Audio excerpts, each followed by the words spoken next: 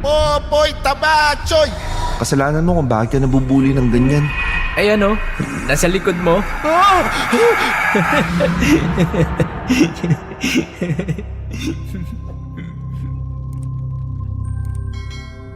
Magandang gabi po, Sir Jupiter.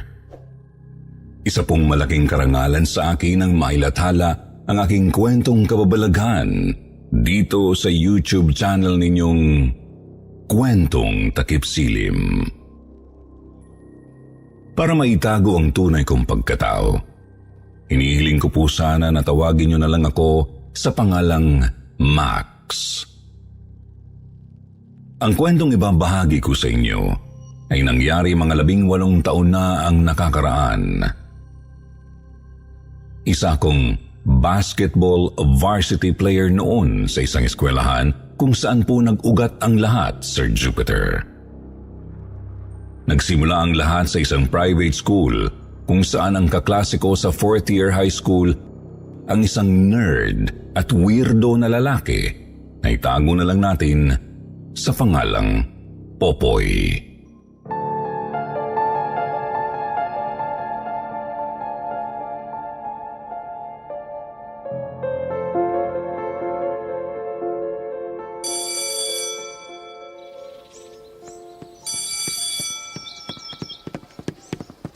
Bilisan mo, Popoy.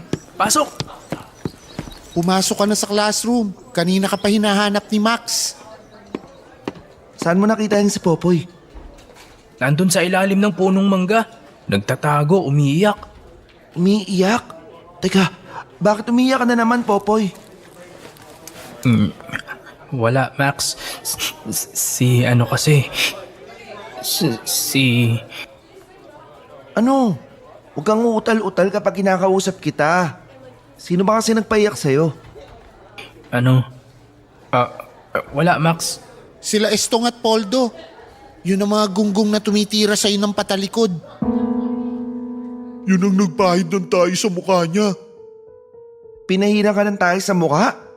Kaya palang baho mo. Nang putya ka. Bakit ka pumayag?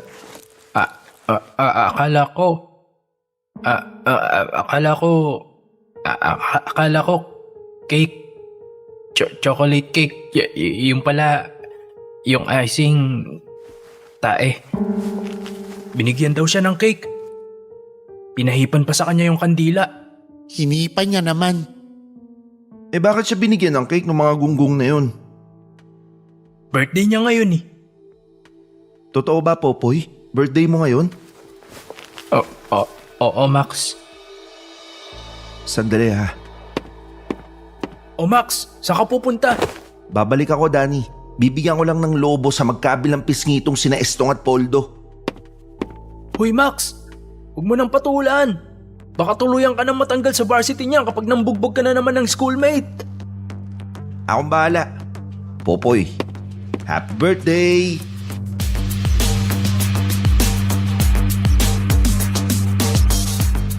Palagi akong laman ng principal's office noong high school ako, Sir Jupiter. Sa 10 rumble na nagaganap sa eskwelahan namin, 9 dun kagagawan ko. Marami kasing naaangasan sa aking mga kapwa ko estudyante. Nayayabangan sila sa akin dahil kung sino daw ako na feeling guwapo at magaling sa basketball. Hindi ko naman sinasadyang makupalan sila sa akin, Sir Jupiter. Ginagawa ko lang kung anong magpapasaya sa akin noong bata ako. Minsan tama ang pananaw ko. Kadalasan baluktot din. Hindi ko alam, Sir Jupiter. Pero ayoko talagang nakakakita ng taong mahina. Yung taong katulad ni Popoy na napakatalino pero hindi marunong lumaban sa mga umaapi sa kanya. Kaya siguro galit din ako kay Popoy. Madalas uminit ang ulo ko sa pagiging tahimik niya at kalmado. Naaasar ako sa pagiging malamya at bamban niya. Weird ang tingin ko kay Popoy. Naaawa ko sa kanya kahit na buwisit ako sa kahinaan niya.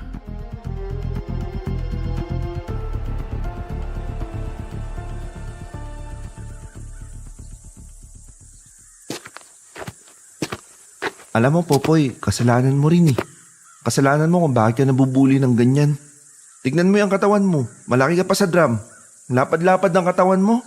Ang laki ng ulo mo. Kasing laki ng mga kamao mo. Bakit hindi mo sila suntukin sa mukha kapag ginagago ka nila estong? Hindi ko kaya, Max. Anong hindi kaya? Hindi ka ba marunong sumuntok? Hindi. Magagalit si... Sino? Yung kaibigan ko. Oh, may kaibigan ka? Bukod sa amin nila Danny, George at Leo? Sino naman yan? Nakilala ko siya nung ano. Huwag kang lalamya-lamya kapag nakikipag-usap ka sa akin. Ayusin mo yung pananalita mo. Sino ba yung kaibigan mo? Nakilala ko siya nung nasagasaan ako ng kotse. Nasagasaan ka? Kailan? Matagal na. Matagal na yun. Second year pa lang tayo. Pauwi ako. Oo. Pauwi ako. Tapos may kotseng itim na ano. Na ano? sumagasa sa akin. Tapos? Umagis ako sa gutter. Bumuka-buka yung ulo ko. Alam ko, naramdaman ko bago ako nag-blackout. Gago, seryoso ka? Bumuka ulo mo? Nakita ko na lang may isang payat siya. Oo, tama. Payat na ano. Ano siya eh. Matangkad siya. Mahaba binti. Mahaba hita. Tangkad niya. Oo, tangkad. Parang poste ng Meralco. Kaso, itim. Oo, tama. Itim kulay niya. Mahaba mukha. Gago ka ba, Popoy? Nananakot ka ba? Mabait siya. Mabait siya, Max. Hindi niya ako iniwan. Oo, totoo. Binantayan niya ako sa gutter. Nakita ko siya. Yung mga mata niya malalaki. Nakatingin siya sa akin. Tapos, wala na. Madilim na ulit. Madilim. Tama. Nagising ako, nasa ospital na ako. Na-hospital ka? Sino kasama mo sa ER? Nagising ako sa morgue. Oo, tama, Max. Sa morgue. Morgue yun. Nakahubad ako. Oo, tama. Hubad sa operating table. Stainless na table. Mag-isa ako dun. Bumangon ako. Oo, tama. Tapos nakita ko siya sa morgue. Morgue? Kinagago mo ba ako, Popoy? Nakita ko yung kaibigan ko. Oo, nakita ko siya. Maitim siya. Siya yun, alam ko. Nasa morgue siya. Tinayo niya ako. Dumating yung lalaki. Natakot sa akin. Tapos, wala na ako maalala. Wala na. Alam ba to ng parents mo? Wala. Wala naman akong parents eh. Si Lola, alam niya. Kinuwento ko kay Lola. O anong sabi ng lola mo? Ipapakilala ko raw sa kanya yung kaibigan ko. Pinakilala mo ba sa lola mo? Hindi. Hindi pa. Ayaw ng kaibigan ko eh. Gusto kong makilala yung kaibigan mo. Ipakilala mo sa akin yan para Congratulations, Max! Pare, sa wakas, graduate na rin tayo! Ayos! Yes! Congrats, paring Danny. Nagbunga rin ang pangungopia mo. Salamat kay Popoy, pare. Kung hindi kay Popoy, walang gagawa ng projects at assignment natin. Nasaan na ba yung tabatchoy na yun? Congratulations, Max, Danny, George, Leo. Oh, andyan ka lang pala. Ikaw talaga kung saan ka sumusulpot. Sasama ka ba, Popoy? Saan, Max? Eh di sa graduation party ng tropa, bukas na ang alis. Saan ang punta nyo? Swimming/camping party sa falls. May kuweba raw dun. Pwede raw mag-overnight dun kahit na 5 days straight. Ano, sama ka sa falls? Oo, Max. Sama ko.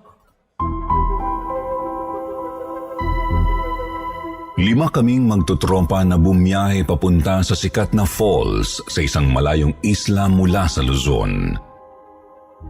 Ako, si Danny, sina Leo at George, at si Popoy.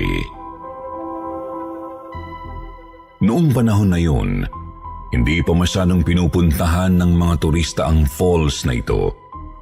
Kung kaya naman sobrang tuwa naming 5 magkaklase nang dumating kami sa liblib na falls. Kami lang ang tao noon, kaya naman umandar na naman ang pagiging control freak ko ng mga sandaling yun. Tanghaling tapat pa lang, nilasing ko na ang mga kaklase ko.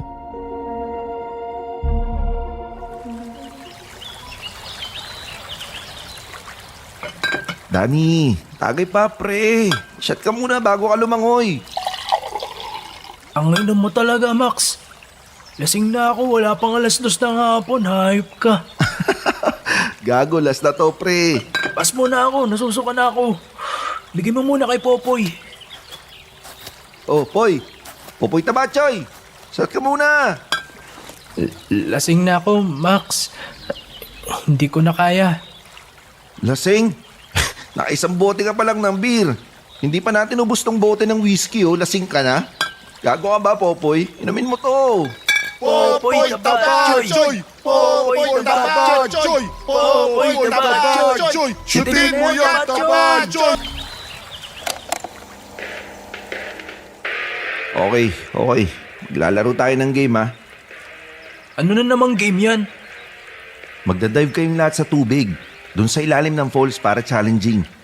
Malalim ang tubig dun eh. Kapag nawala ang music, dapat nawala rin kayo sa paningin ko. Gago, paano mawawala? Bala kayo. Pwede kayo magtago sa likod ng falls o kaya sumisid kayo. Basta dapat mawala kayo sa paningin ko. Lalabas lang kayo ulit kapag narinig nyo na yung music. Naintindihan nyo ba mga pare? Oo, game na! Okay. Dive na sa tubig mga ulol!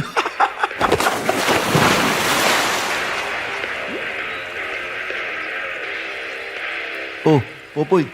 Bakit hindi ka nagdadive? Dive na! Kasali ka, gago! Pwede bang pakitago tong regalo ng kaibigan ko? Regalo?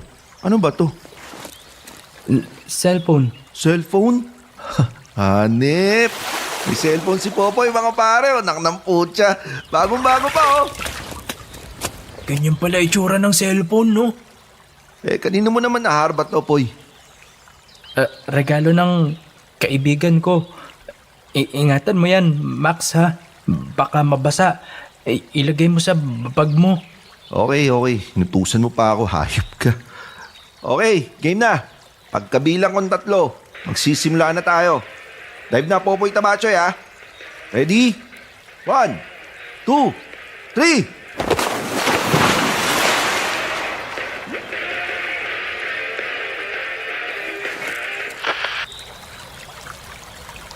Naabangan kong umahon si Popoy mula sa tubig pero hindi siya umaahon pa. Kinabahan na ako, lalo na nang lumipas pa ang 10 minuto.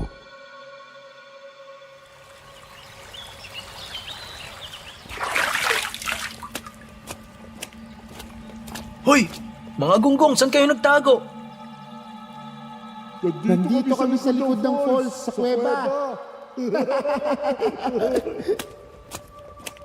Okay, sino nanalo, Max? Natulala ako habang iniintay na umahon si Popoy sa ibabaw ng tubig. Hoy, Max! Lasing ka na, no? Gago ka talaga. Mga kupal, labas na dyan sa kuweba. Tara, magtanghalian na tayo. Hindi pa tayo kumakain ng kanin eh. Max! Max! Hoy! Bakit ka tulala dyan? Hindi ako nakaimik. Hindi ko rin alam bakit wala akong ginawa agad. Lumipas ang isang oras, napansin ng mga tropa ko na nawawala si Popoy.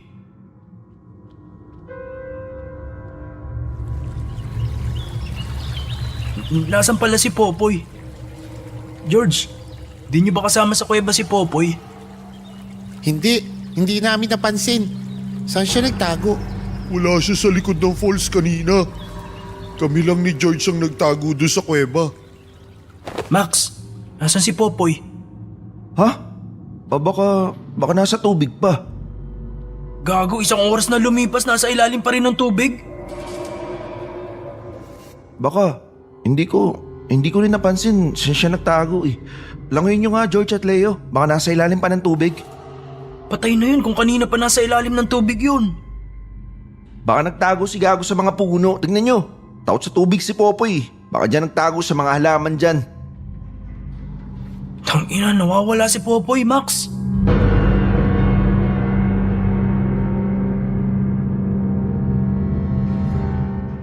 Ewan ko kung bakit hindi ko nasabi kung saan ko huling nakita si Popoy, Sir Jupiter. Hindi ko maintindihan bakit hindi ko agad sinabi sa tropa ko na baka nalunod si Popoy nang sumisid ito. Siguro dahil ayokong masisi sa posibilidad na aksidente. O baka naman duwag talaga ako at hindi ko kayang pangatawanan ang pinauso kong laro sa falls. Umuwi kami agad ng Maynila ng mga tropa ko. Umuwi kami na hindi kasama si Popoy. Yun na rin ang huling pagkakataon na nakasama ko sila Danny, George at Leo. Hindi na ako nakipagkita sa kanila pagkatapos naming mag-swimming sa falls.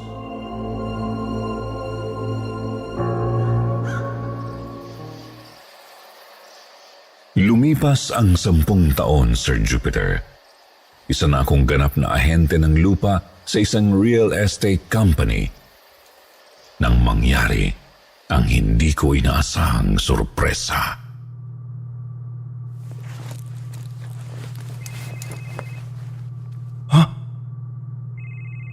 Ano yun?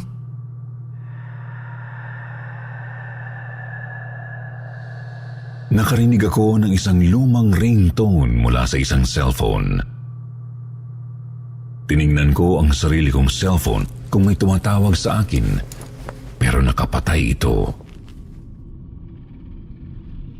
Mag-isa lang akong nakatira sa bagong condo unit na nilipatan ko. Kaya imposible na maiba pang cellphone maliban sa cellphone ko sa maliit na unit ko. Hinanap ko ang pinanggagalingan ng ringtone.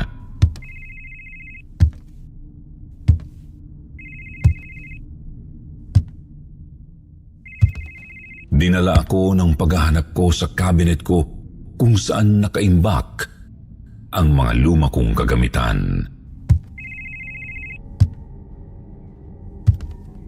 Nanggagaling ang ringtone sa bag kong itim. Kinuha ko ang cellphone sa loob nito. Nangilabot ako nang makita kong may tumatawag sa cellphone na pinatago sa akin ni Popoy noon bago siya nawala sa falls.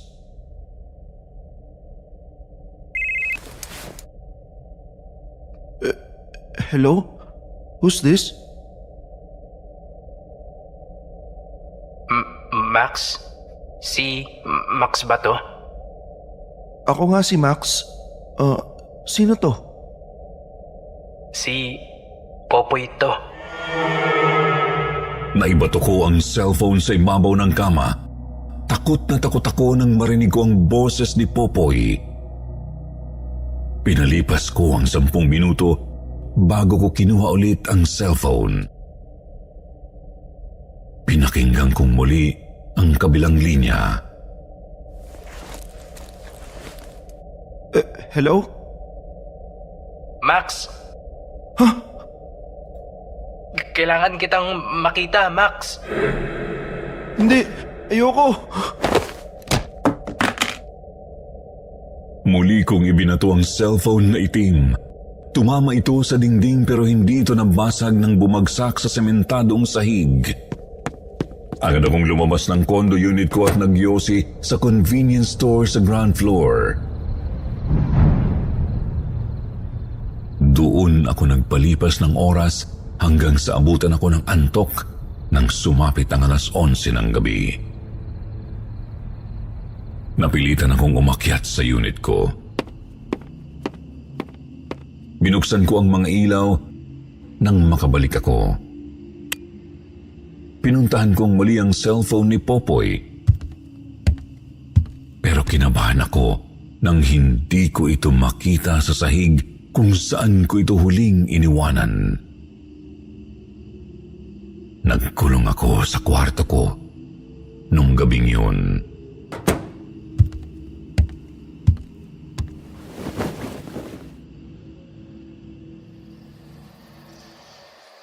Nang sumunod na araw, maaga akong gumising para pumasok sa opisina. Paalis na ako noon. Kukunin ko na ang bag ko na nakapatong sa center table ng sala nang mapansin ko ang itim na cellphone ni Popoy.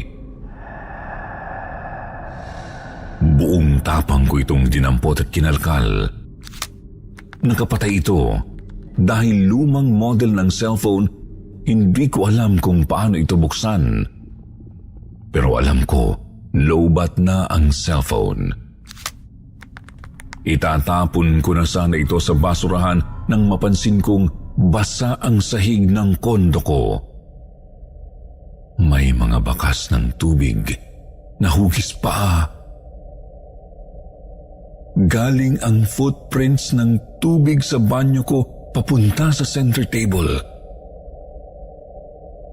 Kinilabutan ako, Sir Jupiter. Patakbo na ako noon papalabas nang biglang mag-ring ang cellphone na itim na hawak ko.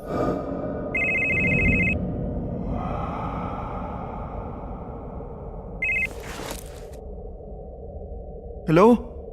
Hello? Max, bakit ayaw mo akong kausapin? Sino ba to, ha? Si Popoy to, Max. Popoy Tabachoy. Ulul, matagal nang wala si Popoy. Wala. Paano siya nawala?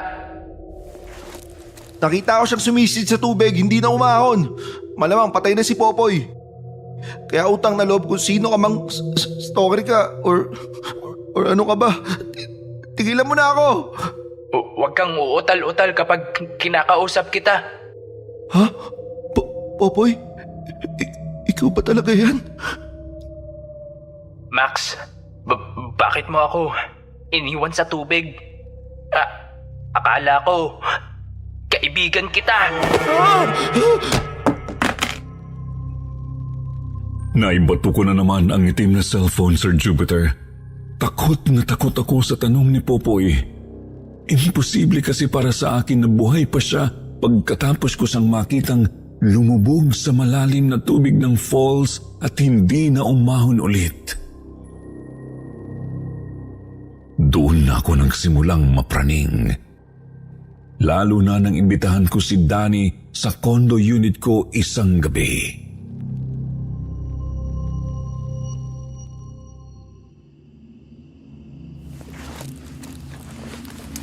Nandito lang yun. Imposible mawala yung cellphone na yun. Dito ko lang nilapag sa ibabaw ng mesa yun eh. Max. Relax. Ngayon na nga lang tayo nagkita ulit tapos ganito pa. Hindi ka naniniwala sa kwento ko eh. Pare, 10 years na halos ang lumipas nang mawala si Popoy sa falls. Lahat tayo. I'm sure iniisip na patay na siya. Hindi imposible na patay na yun. Hindi na natin siya nahanap magmula nun eh. Sino yung tumawag sa akin? Sino yung kinausap ko? Baka ginagago ka lang pare. Hindi. Alam niya yung bokabularyo ko. Alam niya yung nangyari. Kalimutan muna natin si Popoy, pwede ba? Pare, simula high school, panay si Popoy inaatupag mo. Paano naman ako, pare? Kanina pa ako dito sa unit mo, hanggang ngayon hindi mo pa ako kinakamusta. Kumusta ka na ba? Ang tagal nating hindi nagkita. Okay naman ako. Pero sa maniwala ka't sa hindi. 2 years ago, na-aksidente ako, Max. Naaksidente ka? Ano nangyari? Pauwi na ako nun. May kotseng itim na Kotseng itim na ano? sumagasa sa akin. Ano? Humagis ako sa gutter. Bumuka-buka yung ulo ko. Alam ko, naramdaman ko bago ako nag-blackout. Danny? Nakita ko na lang may isang payat siya. Oo. Tama. Payat na Ano siya eh. Matangkad siya. Mahaba binti. Mahaba hita. Tangkad niya. Oo. Matangkad. Parang posta ng Meralco. Kaso, itim. Oo, tama. Itim kulay niya. Mahaba muka. Danny, nananakot ka ba? Mabait siya, Max. Hindi niya ako iniwan. Oo. Totoo. Binantayan niya ako sa gutter. Nakita ko siya. Yung mata niyang malalaki nakatingin sa akin. Tapos wala na. Madilim na ulit. Madilim. Tama. Nagising ako. Nasa ospital na ako. Alam ko ang kwentong yan. Nagising ako sa morgue. Oo, tama Max. Sa morgue. Morgue yun. Nakahubad ako. Oo, tama. Hubad sa operating table. Stainless na table. Mag-isa ako dun. Bumangon ako. Oo. Tama. Tapos, nakita ko siya sa morgue. Popoy? Tumayo si Danny at humarap sa bintana ng kondo, Sir Jupiter. Nagsimula na akong kilabutan at kabahan. Nakita ko yung kaibigan ko. Maitim siya. Siya yun. Siya yun, alam ko. Nasa morgue siya. Tinayo niya ako. Dumating yung lalaki. Natakot sa akin. Tapos, wala na akong maalala. Wala na. Danny, bakit alam mo yung kwento na yan? Hindi kumibo si Danny, Sir Jupiter. Bumisita ako dito para kunin yung regalo ng kaibigan ko sa akin. Humarap si Danny sa akin at napasigaw ako nang makita ko ang mukha ni Popoy sa mukha niya. Ibalik mo yung cellphone ko.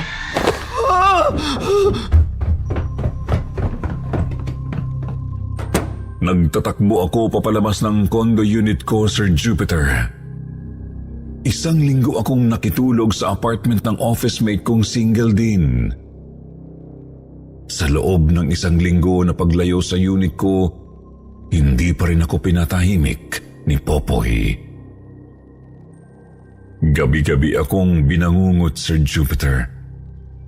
Nakikita ko ang sarili ko na nakahiga sa isang maitim na tubig. Unti-unti akong lumulubog.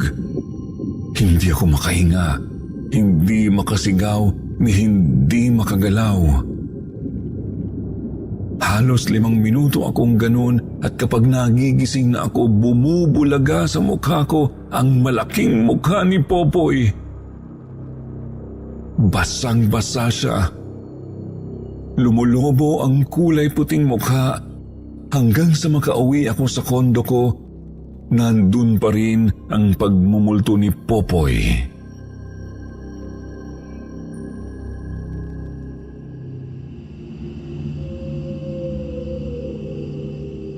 Isang gabi,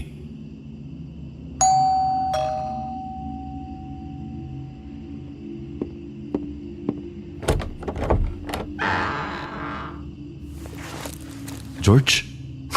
George, ikaw nga pare, kamusta? dinalaw ako ni George na isa sa mga tropa namin ni Danny at nagulat ako sa revelasyon na binalita niya. Patay na si Danny, pare. 1 linggo na siyang patay. Popoy. Ginawa niya raw yon dahil nagsiselo siya kay Popoy.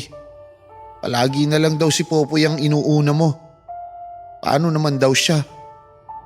Paano si Danny? Anong kinamatay niya? Nasagasaan ng itim na kotse. Dead on arrival na pagdating sa ospital.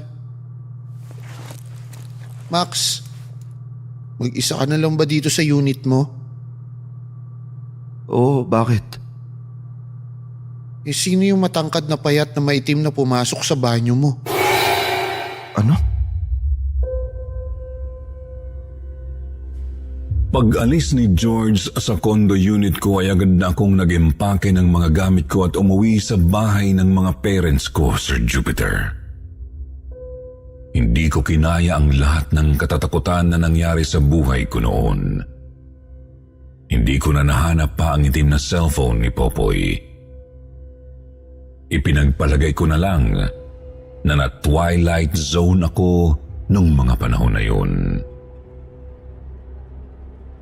Nagipaglibing kami nila George at Leo sa pumanaw naming tropa na si Danny. Hindi ko na binuksan pa ang issue sa totoong pagkamatay ni Popoy kung si Danny nga ba ang dahilan o hindi. Ipinagpasa Diyos na lang namin ang lahat. Alamin at pakinggan ang mga totoong kwento at salaysay sa likod ng mga misteryosong pagpatay at nakakamanghang pangyayari sa mga krimen na naganap sa iba't ibang sulok ng mundo. Takip Silim, True Mystery Stories. Ikikwento sa inyo ng inyong lingkod, Jupiter Torres. Bisitahin ang aming channel sa YouTube, Takip Silim, True Mystery Stories. Mag-subscribe at i-click ang notification bell para updated kayo sa mga bagong uploads ng Takip Silim, True Mystery Stories.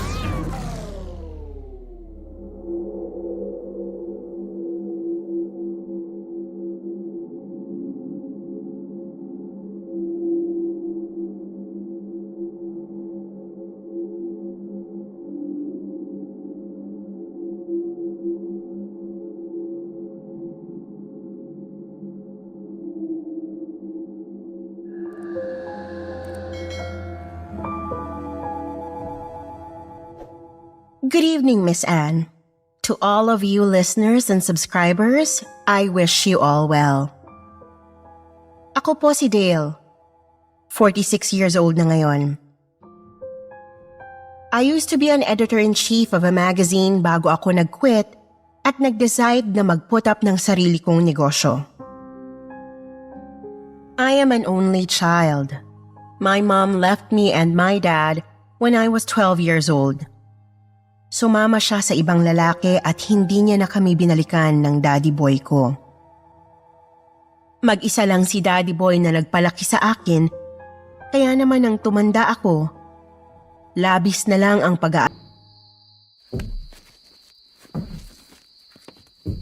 Dad, lasing ka na naman. Tawal na sa'yo ang alak, di ba? May hypertension ka. May bara ka na rin sa artery mo.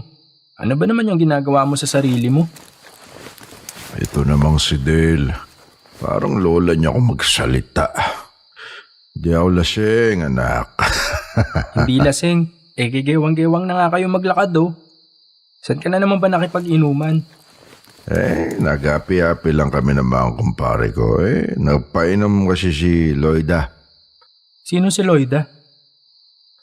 Yung dati ko syota, bago kami naging mag-asawa ng mami mo. Okay, sige na Dad. Umakyat na kayo sa taas. Isasara ko lang yung gate. Okay, sige. Iniwan nyo na namang bukas yung gate Magpahinga na kayo 3:00 na ng madaling araw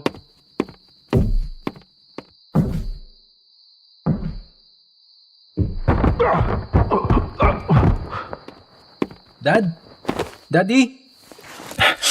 Ano nangyari sa inyo? Dad? Dad, wake up! Dad, gumising ka!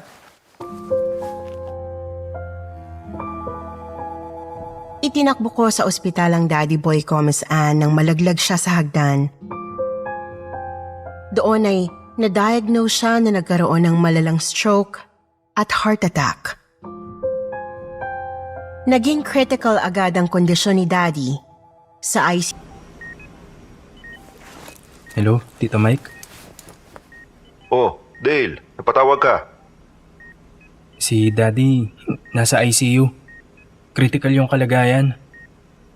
Ano? Magkasama lang kami ng daddy mo sa inuman Na-aksidente si Daddy, Tito Mike Nahulog siya sa hagdanan, hindi na nagising. Oh, okay. Hintayin mo ako. Tatakbo na ako dyan ngayon. Text mo sa akin kung anong ospital. Okay po, Tito.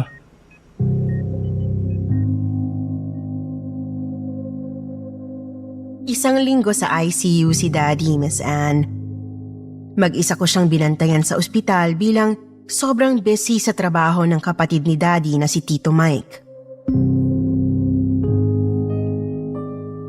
Isang gabi habang binabantayan ko si Daddy sa loob ng ICU, may napansin akong nakakatindig balahibong bagay. Ha? Ano yun? Ibis?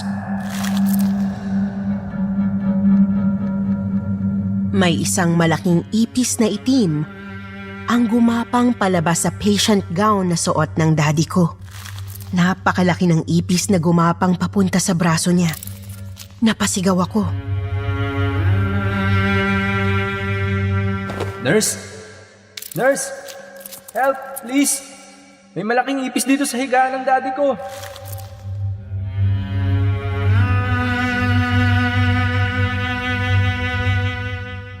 Pero walang nakitang ipis ang nurse noong ini-inspeksyon nila ang buong kama at ICU.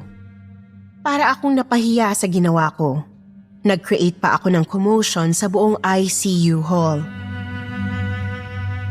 Nang makaalis ang mga nurse at doktor, nagulat ako sa naabutan ko. Gising na ang daddy boy ko at mukhang literal na bagong gising lang ito. Walang signs of stroke at heart attack.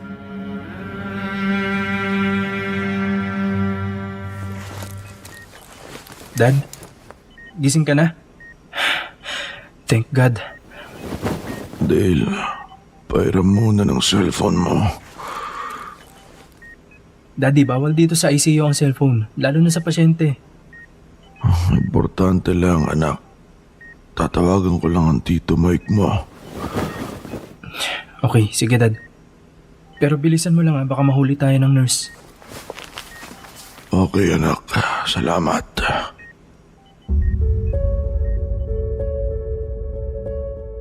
After another day sa ICU, nagulat ang mga doktor sa biglaang pag-recover ng daddy ko.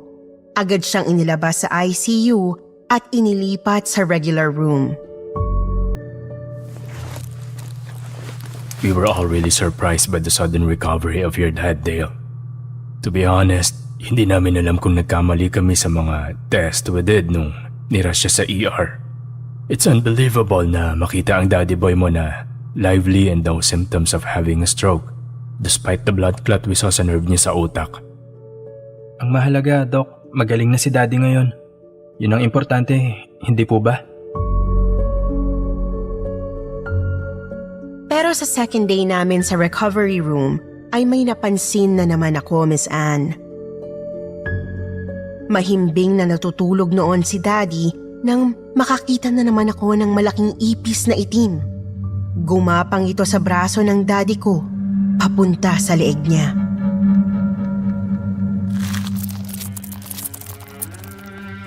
Dad, may ipis! May ipis sa braso mo! Ngunit, huli na ang lahat nang mabilis na pumasok ang ipis sa loob ng bibig ng daddy ko nang mapahikab siya.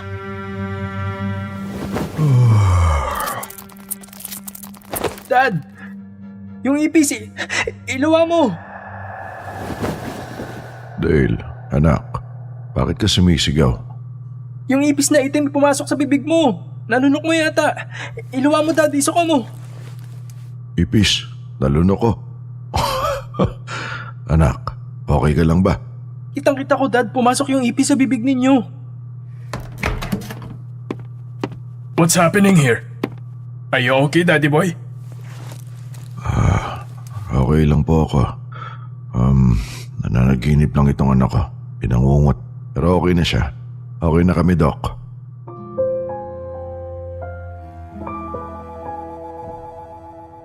Pero hindi naging okay ang lahat paglipas lang ng magdamag. Dahil nang sumunod na araw, bigla na lang nag-seizure at nagsuka si Daddy. Tumabingi ang mukha niya at hindi na siya nakagalaw pa. Na-stroke na naman ang daddy ko. At this time, confirmed na may aneurysm sa utak niya.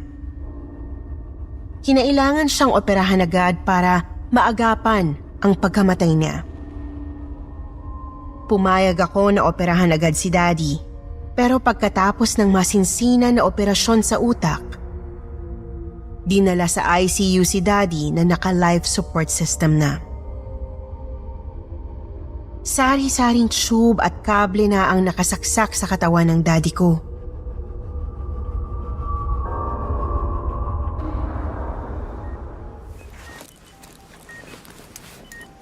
Doc Couch, bakit ganito yung tsura ng daddy ko? Ang daming tubo na nakakabit sa bibig at leeg niya. I will be honest with you, Dale. We did our very best to remove the blood clot sa ugat ng utak niya. Pero it resulted to this kind of situation. Your dad is in coma right now. Coma to si Daddy? Yes, Dale. At kahit magising siya, hindi na siya babalik sa dati. Gulay na ang daddy mo. Binubuhay na lang siya ng mga tubo na nakakabit sa kanya. This life support system is his only savior right now. Panghabang buhay na po ba ang life support system ni Daddy? Yes. Yun ay kung kakayanin ng savings mo na bayaran ng ospital hanggang sa dulo. Halos gumuho ang mundo ko noon, Miss Anne. Inilaban ko ang case ng daddy ko. Umabot kami ng halos 1 buwan sa ICU hanggang sa malaman ko ang running hospital bill namin. Umabot na ng lagpas 1 million pesos ang bill na dapat naming bayaran sa ospital. Kinausap ko si Dr. Couch tungkol sa problema ko. Pinayuhan niya ako na isuko na lang daw ang buhay ng daddy ko.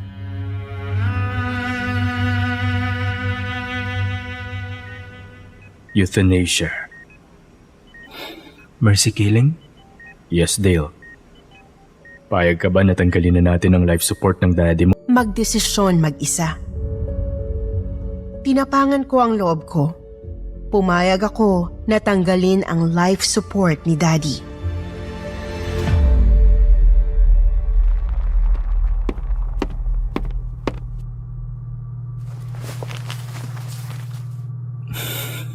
I'm sorry, Dad. Patawarin mo ako. Ayoko lang makita na naghihirap ka ng ganyan.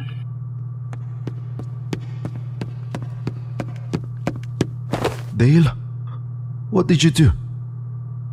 Tito Mike, saan ka ba nanggaling? Ang tagal kitang kinontak pero hindi kita mahagilap eh. Nalobat ako. Hindi ko alam kung paano ako magre-recharge dahil bundok yung pinuntahan ko. Bakit kailangan mong gumawa ng mga bagay sa malayong lugar? Alam mo namang critical si Daddy dito sa ospital. Nagpunta ako sa bundok ng Montalban para sa daddy mo.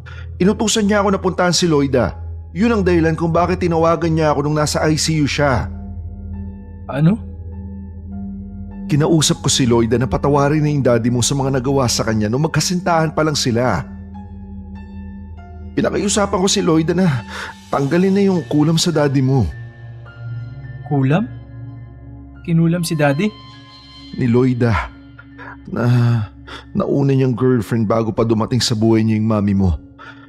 Hindi matanggap ni Loida na iniwan siya ng daddy mo dahil sa relihiyon. Yun ang dahilan kung bakit bata pa lang yung daddy mo, nakakaramdam na siya ng kung ano-anong sakit dahil kinukulam siya ni Loida. At kaninang madaling araw, matapos akong makipag-usap kay Loida, doon niya lang ipinangako na tatanggalin niya lang yung sumpa sa daddy mo. Sorry. Hindi ko alam. Wala akong alam. Bakit pumayag ka na tanggalin yung life support system niya?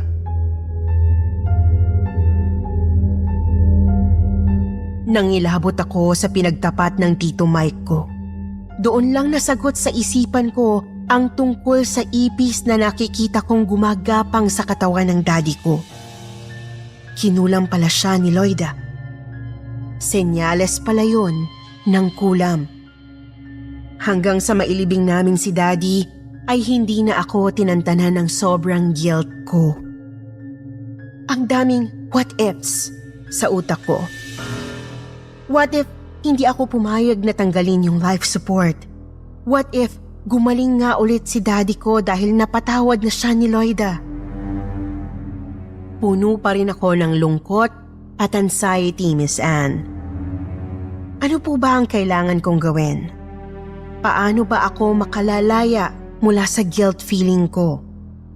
Salamat po sa inyo, Dale.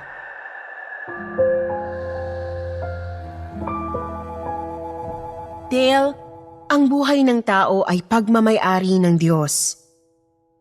Para sa mga taong hindi naniniwala sa Diyos, ang buhay ay parang palabas na may katapusan lamang. Pero yun ba ang gusto nating mangyari sa buhay natin? Nagawa mo na ang tingin mong magpapalaya sa mabigat na kalagayan noon ng daddy mo. You have done your part as anak niya. Kalimutan mo na ang kulam at what if sa utak mo. You have to move past this, Dale. Ipagdasal mo na lang ang daddy.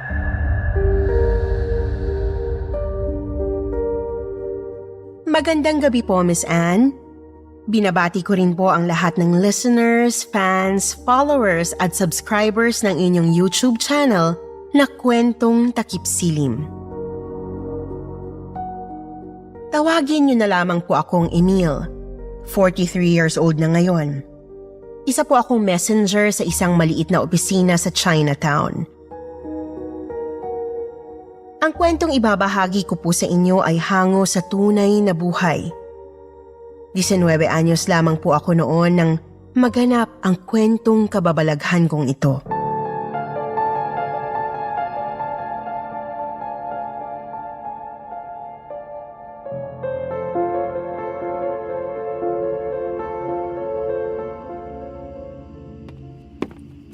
Uy, Nay.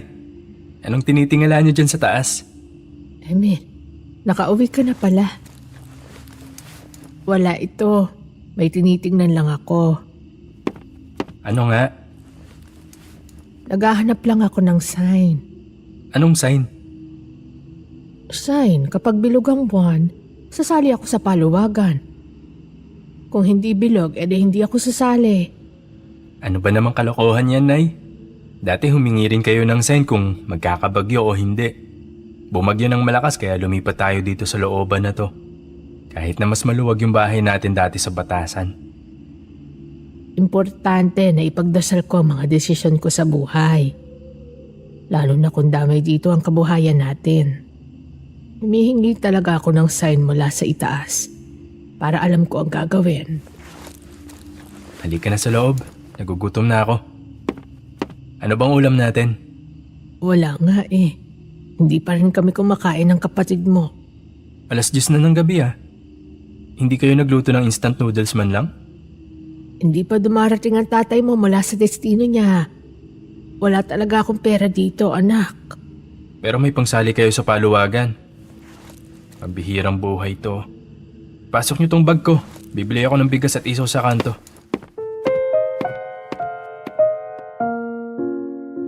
Mahirap lamang po kami dati, Miss Anne. Kabilang ang pamilya namin sa mga pamilyang Pinoy na hindi kumakain ng 3 beses sa isang araw. Swerte na namin kung makakain kami ng 2 beses sa isang araw noon.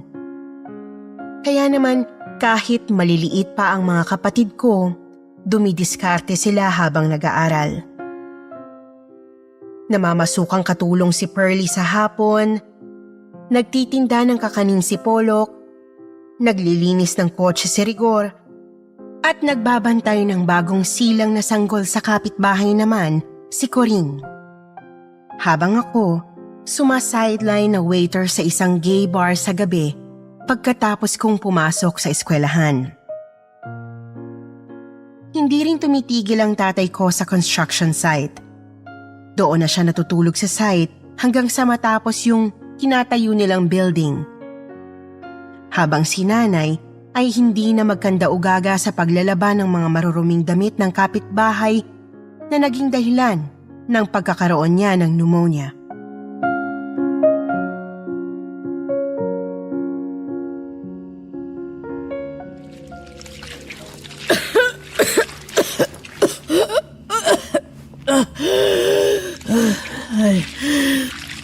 Maing ka na, Emil.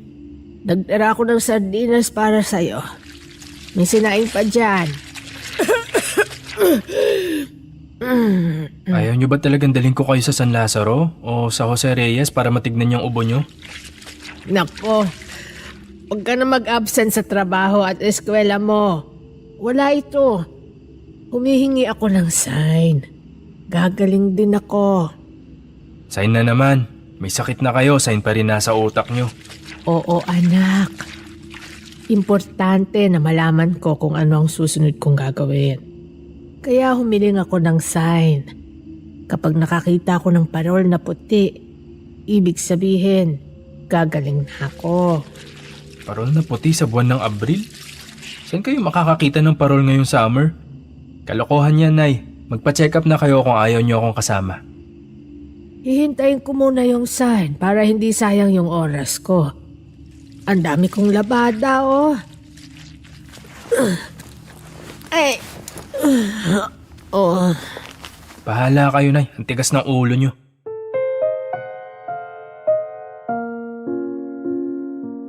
Lumipas ang 2 linggo. Mas naging malala ang sakit ng nanay ko. Dahil ayaw gumastos ng nanay ko sa pagpapaospital o pagbili ng gamot, umasa na lang siya sa ibibigay na gamot ng kapitbahay naming kumadrona.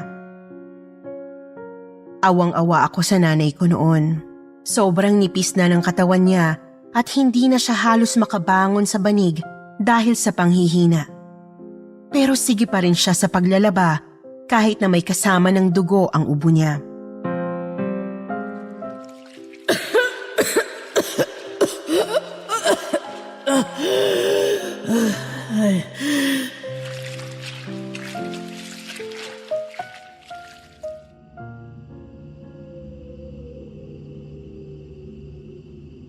Isang madaling araw, naalimpungatan ako.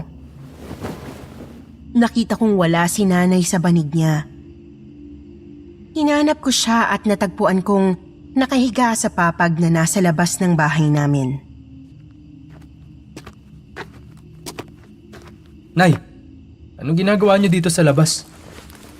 Hinihintay ko yung lalaki. Sinong lalaki?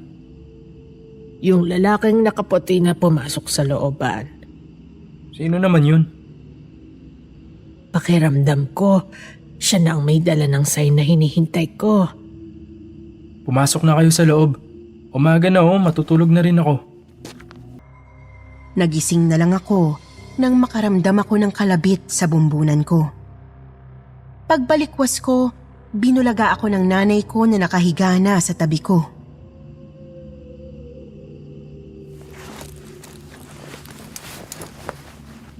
Dumating na yung sign na hinihintay ko. Anong sign? Yung parol ba yan? Bukas daw ng gabi niya dadalhin yung parol na puti. Magsasama rin daw siya ng ibang kasamahan niya. Sino ba yung sinasabi niyo? Yung lalaking nakaputi. Nakita ko siyang dumaan na naman sa harapan ng bahay natin. Mabait pala siya. Initian niya ako eh. Sus. Nay, matulog ka. Paus na paus ka na Nang sumunod na gabi, pag-uwi ko mula sa trabaho, sinalubong ako ng bunso kong kapatid na si Coring.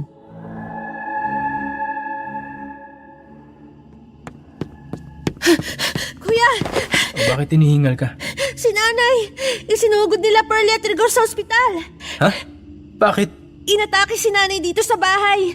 Biglang tumumba nang hindi makahinga dahil sa kakaubo. Nagkulay talong na siya. Nanigas na nga akala ko patay na. Saan ospital din nila?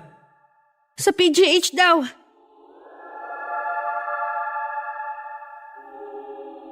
Pero huli na nang dumating ako sa ER ng PGH. Nakita ko si nanay na wala ng buhay habang pinapump ng mga nurse. Namatay ang nanay ko nung gabi na yon, Miss Anne. Pag-uwi namin sa bahay para ayusin ang pagbuburulan ni nanay, may ikinuwento si Coring sa aming magkakapatid.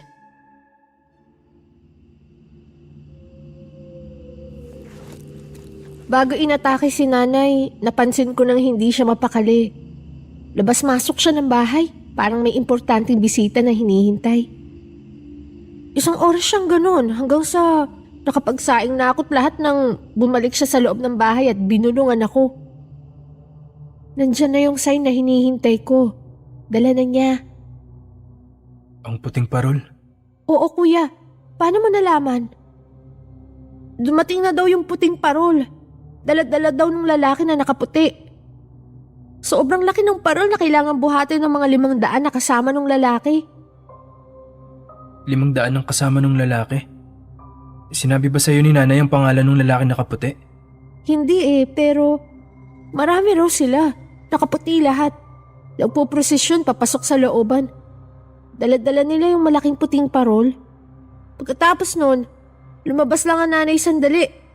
Pagsilip ko sa kanya, inaatake na siya.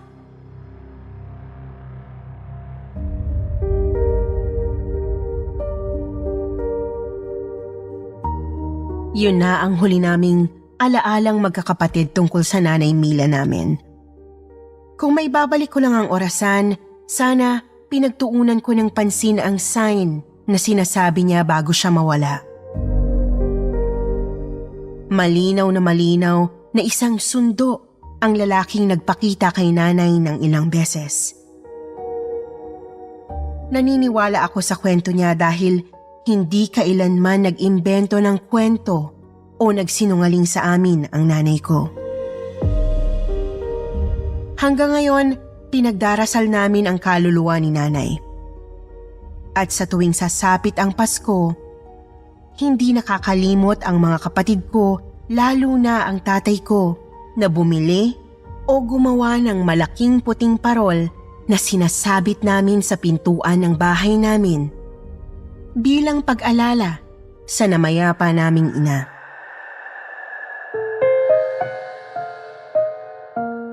Hanggang dito na lamang po, Miss Anne.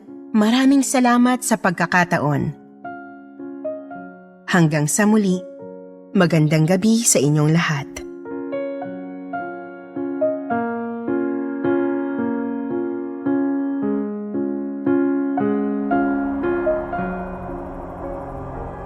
Sa mga kakwentong takipsilim naming mahilig makinig sa mga narrations, huwag niyo pong kalimutan ha, bumisita kayo sa isa pa naming channel na Sitio Bangungot.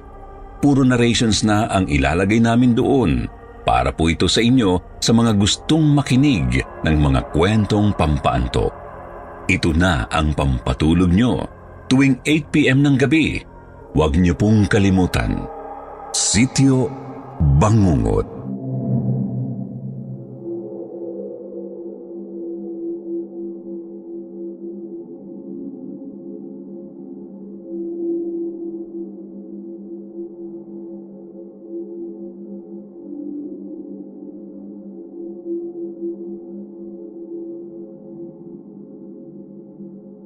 Sa pangalang Celia. Ang sabi sa akin ng mga madre na nag-aalaga sa amin noon, 5 taon pa lamang daw ako noon nang dalhin ako ng mga kamag-anak ng aking ama sa bahay ampunan. Doon po sa ampunan ay may nangyayari na sa akin na kakaiba. Malamang dahil ako ay nabiyayaan ng third eye. Ang aking napapanaginipan ay aking nakikita sa totoong mundo.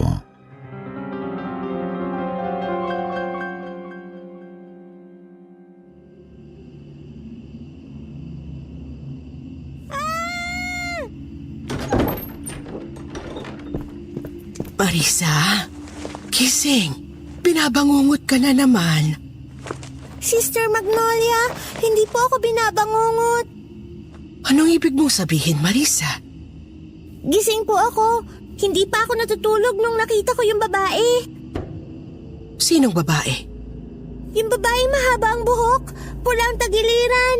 Umiiyak siya habang nakatingin sa akin. Wala namang babae dito sa silid ninyong mga bata. Nakita ko po siya, sister. Maniwala po kayo sa akin. Marisa, bangungot lang ang lahat. Hindi ka ba nagdasal bago ka matulog? Nagdasal po, pero magdasal man ako o hindi, alam kong nandyan siya palagi. Nakatingin sa akin. Ano? Nandyan lang yung babae. Ayaw niyang umalis sa paningin ko, sister. Wala naman akong nakikitang babae dito. Halika, bumangon ka dyan at magro-rosaryo tayo sa chapel. Bilisan mo, bangon!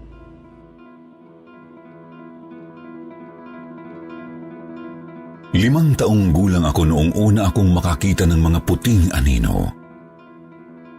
Akala ko noong bata ako, normal lang ang makakita ng malaulap na tao na gumagalaw at biglang naglalaho.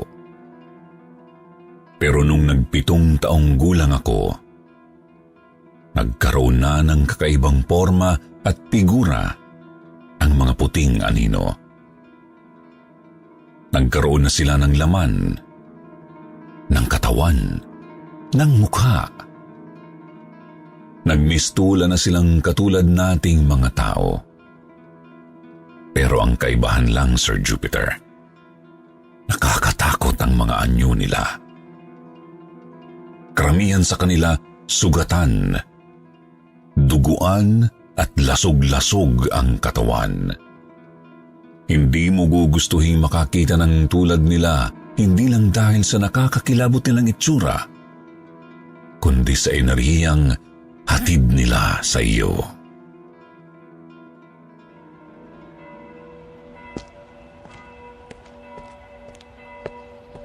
Marisa, ito si Mrs. Fuentes. Siya na ang tatayong magulang mo magmula ngayon. Mama Celia nang itawag mo sa akin, anak. Anak? Anak niyo po ba ako? Magmula ngayon, oo. Dahil si Mrs. Celia Fuentes na ang lehitimong adoptive parent mo. I am adopting you, Marisa. adopting? Pero... Oh, bakit ka napapikit? Anong... Nahihilo po ako. Hindi ka ba nag-almusal? Anong nangyayari sa'yo, anak? Sister, yung babae. Anong babae? Sister, yung babaeng may pula sa tagiliran. Nagagalit siya kay Mrs. Fuentes. Bakit siya magagalit sa akin? Sinong babae ba yung tinutukoy mo, Marisa? Ayan po siya, nakatayo sa likuran niyo. Jesus Mariosep, Marisa! Wala namang babae sa likuran ni Mrs. Fuentes. Halika nga ditong bata ka. Okay lang po yan, sister. Baka na-stress lang si Marisa sa mga pangyayari. Ako na pong bahala sa kanya. Pasensya ka na kay Marisa. Madalas mag-hallucinate ang batang yan eh. Marisa, halika na. Sumama ka na sa akin. Ipapakilala kita sa asawa ko. Ang magiging papa mo na magmula ngayon, si Papa Robin. Ayun siya oh, nag-iintay siya sa atin sa owner. Marisa, magpapakabait ka sa bahay na titirhan mo ha? At huwag mong kakalimutan ang mga itinuro ko sa'yo.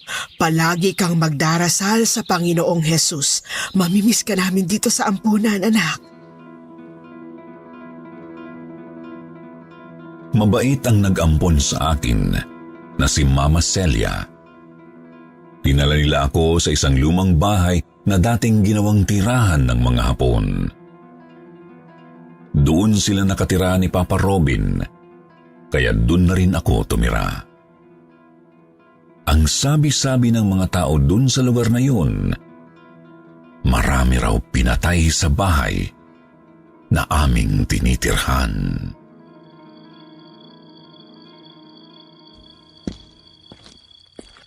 Marisa, ano bang tinitingnan mo dyan sa bintana, anak? Maligo ka na, magsipilyo at maghanda ng matulog. Mamaya na po, Mama. Tatapusin ko lang hugasan itong mga pinagkainan natin. Susunod ako sa iyo sa banyo. Nag-init na ako ng tubig na pampaligo mo. Baka lumamig yon. Malamig ba, Mama? Oo, kaya nga pinag-init kita ng... Pero mainit ang katawan niya. Parang nasunog. Ha? Ano bang sinasabi mo? Ayun, Mama, oh. Yung lalaki sa labas ng bakuran natin. Sinong lalaki ba yung tinitingnan mo dyan? Patingin nga. Ayun, Mama, oh. Yung lalaki may dalang bayong. Wala namang tao, anak ha. Oh, pero nandyan yung lalaki kanina lang. May dala pa nga siyang Anak, kung ano-anong pumapasok sa isip mo, umakyat ka na sa itaas at maligo ka na, ha? Hindi nila nakikita yung mga nakikita ko. Hindi ko alam kung bakit, Sir Jupiter, hanggang sa sumapit ang hindi ko inaasahang mangyari. Gabing-gabi na noon, nanaginip ako na nakatayo sa harapan ng pintuan ng luma naming bahay. Nang magpakita muli sa akin ang lalaking may dalang bayong na nakita ko sa labas ng bakuran. Hinabol niya ako na parabang gusto niya akong kainin ng buhay. Sumisigaw siya na papatayin niya raw ako kapag nahuli niya ako. Sigaw ako ng sigaw sa panaginip ko. Mama! Papa! Tulong! Gusto niya akong kainin! Kakainin niya ako ng buhay! Mama! Nagising akong bigla. Hindi ako makahinga. Nanikip ang dibdib ko sa sobrang pagod. Akala ko tapos na ang lahat. Pero biglang bumukas ang pintuan ng kwarto ko at biglang lumitaw ulit ang lalaking may dalang bayong.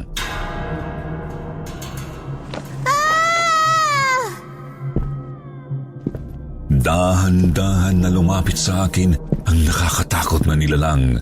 Nagtalukbong ako at biglang may liwanag na lumitaw mula sa labas.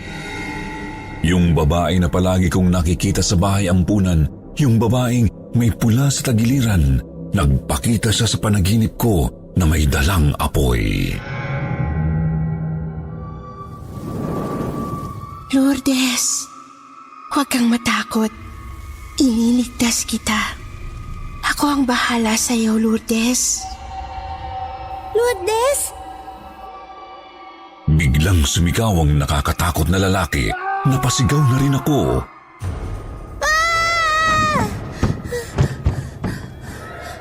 Marisa! Gising! Binabangungot ka na naman! Mama Celia, Ano na naman ang napanaginipan mo, Marisa? yung nakakatakot na lalaki na may dalang bayong. Gusto niya akong kainin. Ano? Yung babaeng mahaba ang buhok, yung babaeng pulang tagiliran. Tinawag niya akong Lourdes at ililigtas niya ako. Ito ba yung babaeng nagpapakita sa'yo sa bahay ampunan? Opo, Mama Celia. Nagpakita siya sa panaginip ko. Tinawag niya akong Lourdes. Lourdes? Sino si Lourdes? Hindi ko po alam, pero tinawag niya ako sa pangalang Lourdes. Magpahinga ka na, Marisa. Natatakot po ako, Mama. Shh! Huwag kang matakot. Nandito ako, anak. Gusto mo bang matulog sa kwarto namin ng papa mo? Opo, Mama. Yun na ang simula ng halos gabi-gabing pagpapakita ng babaeng may pula sa tagiliran sa panaginip ko. Nakasanayan ko na yun hanggang sa magdalaga ako. 17 years old ako, Sir Jupiter, nang maisipan ni Mama Celia at Papa Robin ko na mag-swimming kami sa Bicol. Malayo ang biyahe mula sa bahay namin, kaya maaga kaming umalis. Nasiraan ang sinasakyan naming owner nang makarating kami sa maggubat na parte ng Quezon. Umalis si Papa Robin noon para maghanap ng pinakamalapit na mekaniko. Naiwan kami ni Mama Celia sa owner.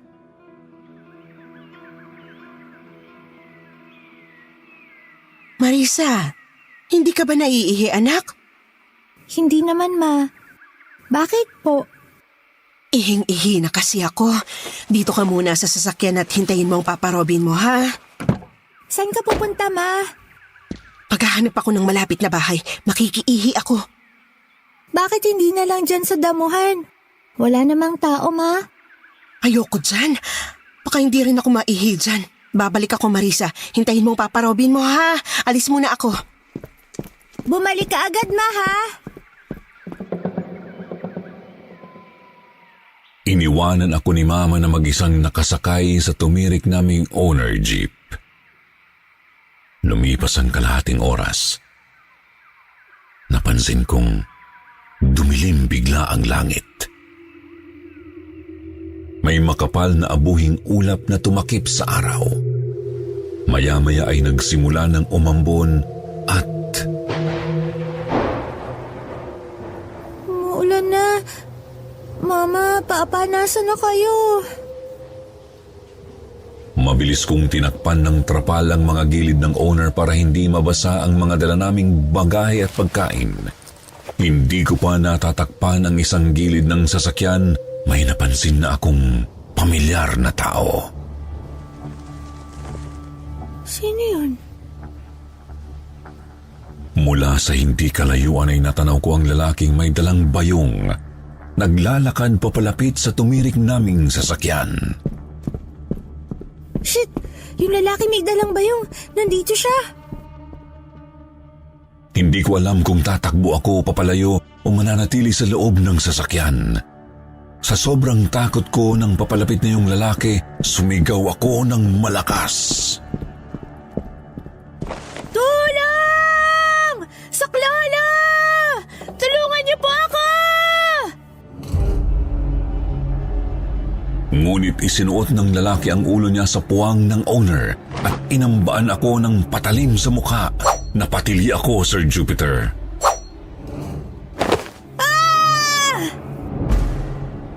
May kinuha Kinuha mula sa bayong ang lalaki isang malaking plastic container na may laman na dilaw na likido sa loob.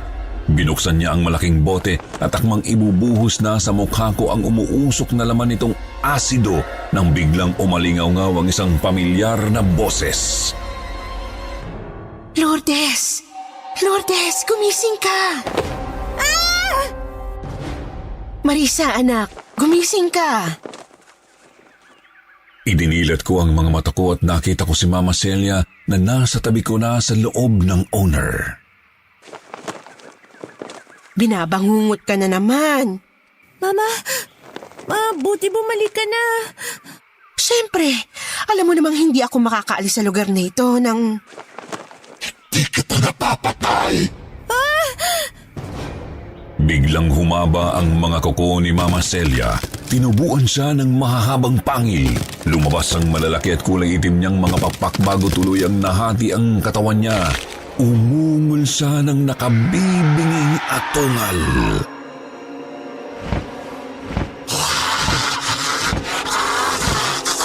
Kakainin kita ng buhay, Marisa!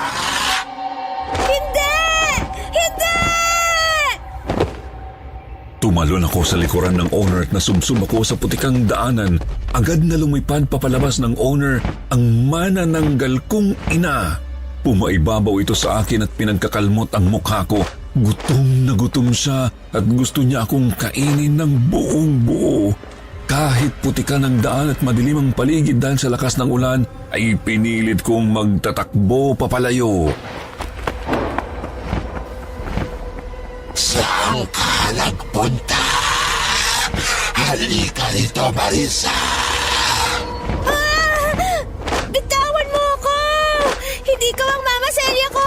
Isa kang halimaw! Isa kang manananggal! Bitawan mo ako!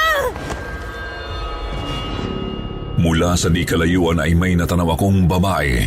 Umiilaw ito sa gitna ng ulan. Lourdes, huwag kang mangamba. Ililigtas kita. Tulungan niyo ako! Muling nagpakita sa akin ang babaeng may mahabang buhok, ang babaeng may pula sa tagiliran. May hawak itong lumiliyab na apoy sa dalawang kamay habang nakalutang sa ilalim ng rumaragasang ulan. Lourdes, halika. Lumapit ka sa akin. Ako ang magliligtas sa'yo. Lourdes! Papatayin kita, Marisa! Kakainin kita ng buhay!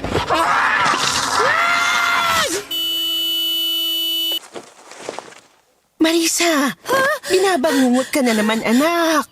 Oh, shit! Panaginip lang ang lahat. Kung hindi pa ako bumusina, hindi ka magigising. Ang haba ng tulog mo, Marisa. Nandito na tayo ng papa mo sa resort. Napagawa na ba ni Papa yung makina nitong owner? Nasa reception ng papa mo. Inaayos ang luggages natin. Anong makinang sinasabi mo?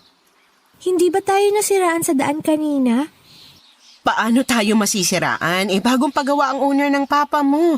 Ang bilis nga nating nakarating dito sa Bicol, oh. Bumaba ka na dyan at kakain na muna tayo. Kakain?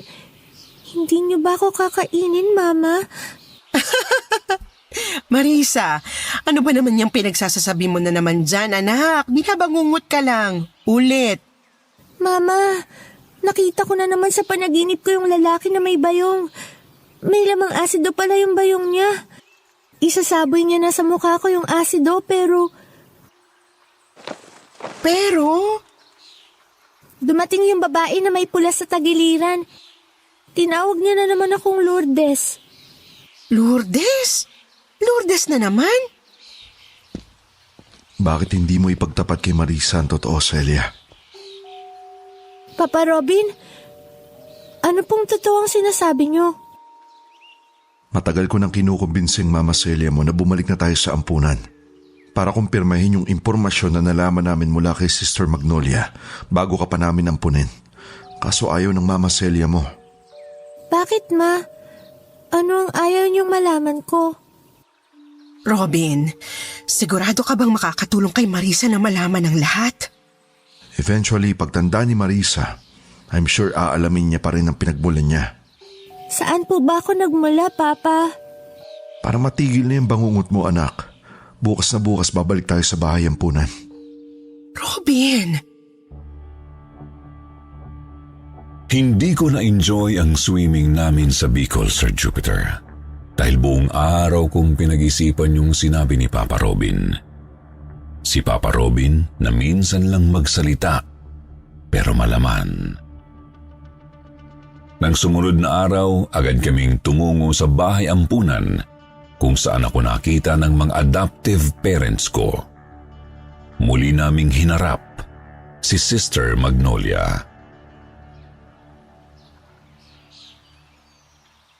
Sister, nasabi niyo dati kung may katanungan kami tungkol sa pinagmulan ni Marisa, huwag kaming mahihiyang magtanong sa inyo. Tama, Robin. Naparito ba kayo para... Naparito ho kami para malaman kung sino ho talaga ang mga magulang ni Marisa. Malaki kasi ang kutob ko na malaki ang kinalaman ng mga magulang niya sa mga bangungot na gustong pumatay sa kanya simula pagkabata. Sister Magnolia, sino po ba ang tunay kong mga magulang? Ibinigay ni Sister Magnolia ang address ng bahay ng aking tunay na ama. Isang lalaki na nagngangalang Truman. Pinuntahan namin siya isang hapon na maulan.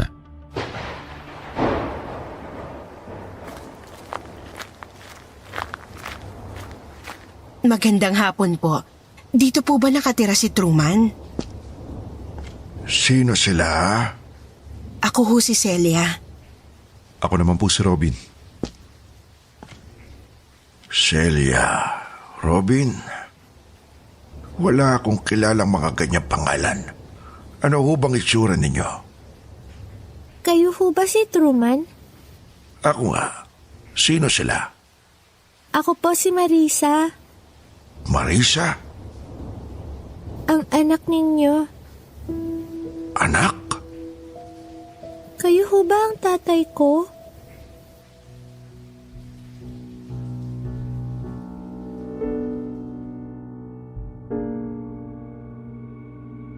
Nilamon ng katahimikan ang buong kabahayan.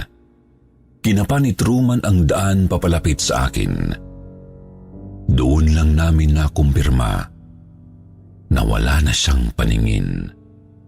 Bulag na ang tunay kong ama. Tumulo ang kanya sa aking pisngi. Matagal bago siya nakapagsalita. At nang bumuka ang kanyang bibig, nangilabot kaming lahat. Lourdes, anak. Ikaw na ba yan, Lourdes? Lourdes?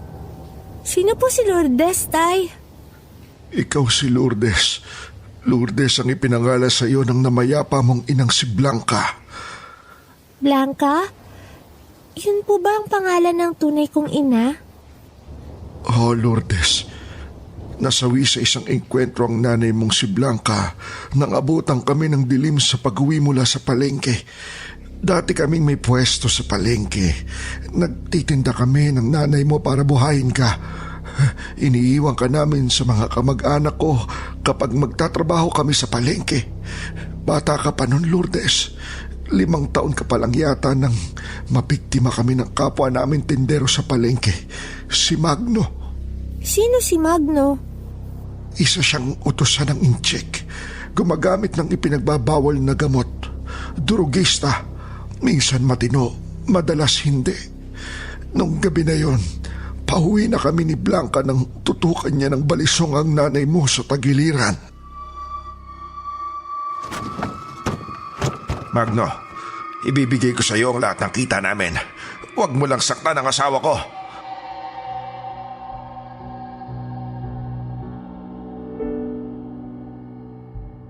Napaupo ang tatay Truman ko nang maalala niya ang nakaraan. Humikbi siya bago ng kwentong muli.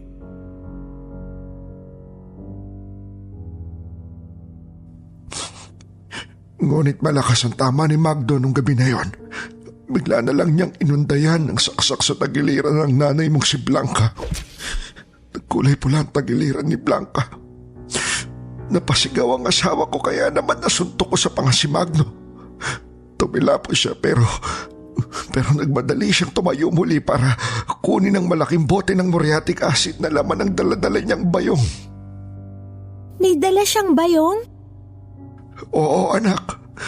Pinuksan ni Magno ang plastic container ng muriatic acid at sinabuyan ako ng asido sa muka. Napasigaw ako sa apde, lalo na nung pumasok ang asido sa mga mata ko. Sunog agad ang retina ko. Hindi ko alam na mabubuhay pa pala ako pagkatapos ng engkwentro na yon. Nabulag na akong tuluyan at yun na yung dahilan kung bakit kita ipinadala sa mga kamag-anak ko sa ampunan dahil hindi na kita kaya buhayin, Lourdes. Patawarin mo sana ang tatay. Patawad, anak ko.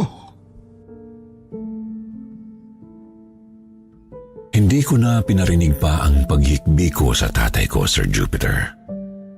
Pinigilan ko ang sarili ko na humagulgol sa malagim na nangyari sa nakaraan. Napatitig ako bigla sa isang lumang picture na nakasabit sa dingding. Larawan ito ng Tatay Truman ko at ng isang babaeng nakaputi.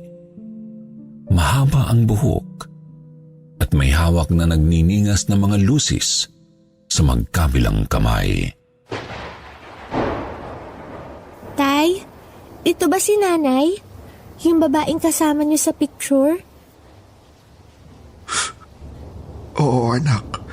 Picture namin yan nung unang bagong taon na magkasama kami bilang ang magkasawa. May hawak na lusis ang nanay mo dyan. Tuwang-tuwa kasi siya sa bisperas ng bagong taon na yan. Buntis na raw siya. Nasa sinapupunan ka na ng nanay mo sa larawan na yan, anak. Siya yung babaeng may pula sa tagiliran na nagpapakita sa mga panaginip ko. Ano? Siya yung babae na tumatawag sa akin ng Lourdes. Ngayon alam ko na ang lahat. Gusto lang akong bantayan at ingatan ng nanay. Malinaw na sa akin ang kahulugan ng mga panaginip ko. Salamat sa inyo, Tay. Salamat din sa inyo, Ma at Pa. Ngayon, ramdam ko, buong-buo na ang pamilya natin.